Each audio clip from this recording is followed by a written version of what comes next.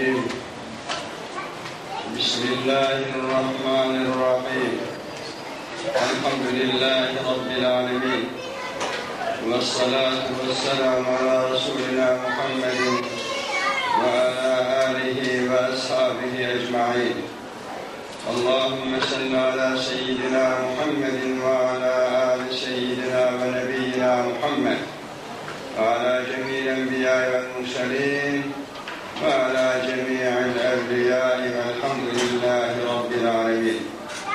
أعوذ بالله من الشيطان الرجيم. بسم الله الرحمن الرحيم. إنا عرضنا الأمانة على السماوات والأرض والجبال إلى آخر الآية. صدق الله العظيم ve bellâ Resûluhu'l Kerim. Çok muhterem kardeşlerim, Cenab-ı Hakk'a sonsuz şükürler olsun ki Allah bizleri, biz Müslümanları tevhid bayrağı altında cem eyledi. Cenab-ı Hakk'a sonsuz şükürler olsun. Gece gündüz başını secdeden kaldırmasan, gece gündüz Allah'a şükür etsen, gece gündüz Allah'a hamd etsen, gene bu şükrü eda edemezsin. Değerli Müslümanlar, ben kısa bir konuşma yapacağım, vakit dar. İsterim ki saatlerce konuşalım, siz kardeşlerimiz gönüllerine hitap edelim. Okuduğum ayet-i celilesinde Cenab-ı Hak emaneti arz etti, dağlara, yere göğe arz etti. Yer, gök, dağlar kabul etmediler. En yahmilneha ve eşfakne minha. Onlar telaşa kapıldılar, çekindiler, korktular. Emanet öyle ağır ki Hasan Efendimiz radıyallahu anh bir vakit namaz vakti geldiği zaman rengi değişirmiş. Ailesi sormuş ona, efendi namaz vakti girdiği zaman neden rengin değişiyor, sanki bizi tanımıyorsun? Şöyle cevap veriyor: Allah'ın dağlara, yere göğe arz ettiği o emanetin vakti geldi. Nasıl değişmesin rengim? Değerli Müslüman, evladın da sana emanet, gözlerin de sana emanet, el ve ayakların da sana emanet, bütün aile efradın sana emanet, manevi emanet, madde emanet, çocuklarından, ailenden, bütün komşundan Allah sana emanet etmiş, soracak. Sorguya çekecek. Komşundan da soracak. Komşu da sana emanet. Ailen de, hanımın da sana emanet. Peygamberimiz Aleyhisselatü Vesselam buyurmuyor mu ki siz çobansınız, mahiyetinizden mesulsünüz, ailenizden mesulsünüz.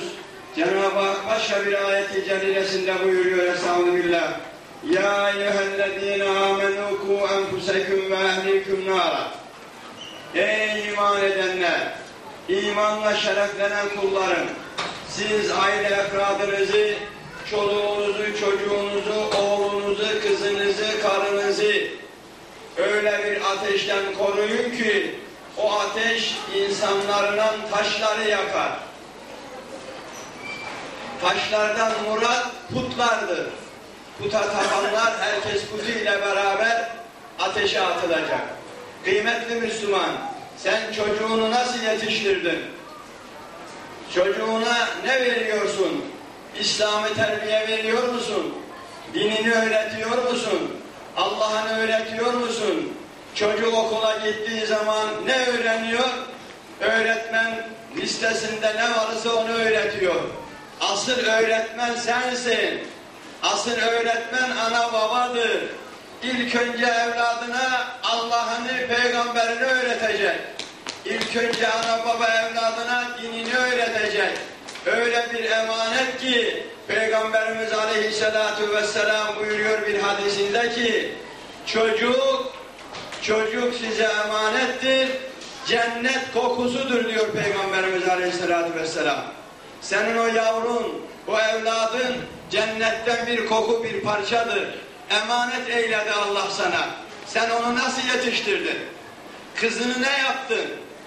Mini etek mi giyindirdin? Çoluğunu çocuğunu ne yaptın? Ey ana, kızını nasıl yetiştiriyorsun? Sokaklara mı uydun? Kitaba mı uydun? Allah'ın emrine mi uydun? Bugünkü düzene mi uydun? Bunu soracak. Çünkü emanettir. Emanetten bahsediyor. Şimdi bize bir şey emanet edilmiş. Özgür vakti bize emanet etmiş Allah. Onun çatısı altında binlerce insan var. Kardeşlerimiz bunu açıkladılar. Ben o konuya girmeyeceğim. Binlerce insan var. Bu vakıf meselesi bir emanet meselesidir. Vakıf konusuna da girmeyeceğim. O uzun bir mesele. Fakat bu emanetleri sırtımıza almak mecburiyetindeyiz. Hepimize ayrı ayrı bir görev düşüyor. Hepimize ayrı ayrı bir görev düşüyor. Yani bu vakıf, bu toplum, bu cemaat devam ettiği müddetçe sen altın zincirden kopmayacaksın. Bu yol altın bir zincirdir. Sen altın zincire bağlandın. Sen öyle bir zincire bağlanmışsın ki zincirin bir ucu Allah'ın emrinde. Öyle bir zincire bağlandın ki, öyle bir yere intisap ettin ki altın zincire bağlanmışsın, altın zincire. Efendim Hazretleri derdi ki evladım, bizim bu yol altın zincirdir, altın zincir. Kopmayınız oradan. Değerli Müslüman, birlikte, beraberlikte rahmet var, bereket var, huzur var, huşu var. Bakınız şu cemaate, şöyle bir bakın. Başka bir cemaati böyle bunun yerine koymuş olsan, kimisi sigara içecek, kimisi konuşacak, kimisi kalkıp gidecek, düzeni bozacak, nizami intizamı bozacak. Fakat bu cemaat öyle değil. Bu cemaat, bu toplum, İslam topluluğu, din topluluğu, bu topluluk İslam'a bağlı, dine bağlı, Kur'an'a bağlı, altın zincire bağlı. Tabii ki yeri değil. Daha açık konuşmam icap ediyor. Cami ve mescid olacak, daha açık konuşalım. Açık konuşmamda bir sakınca mı var? Hayır, hiçbir sakınca yok. Fakat arife ne tarif? Siz arif insanlarsınız. Siz akıl selim insanlarsınız. Efendim, hocan ne anlatıyorsa, ne demek istediğini sen iyice anlıyorsun. İyi biliyorsun. Kapından kopma, zincirden kopma. Gel. Gel, kapıdan ayrılma. Cenab-ı Hak bu toplumu muhafaza eylesin. Korusun. Hıfzı emin eylesin. Korktuklarımızdan emin, bulduklarımıza nail eylesin. Bu bize emanet. Hepimiz Allah'ınız. Cenab-ı Hak her şey Allah'ındır. Her şey Allah'ındır.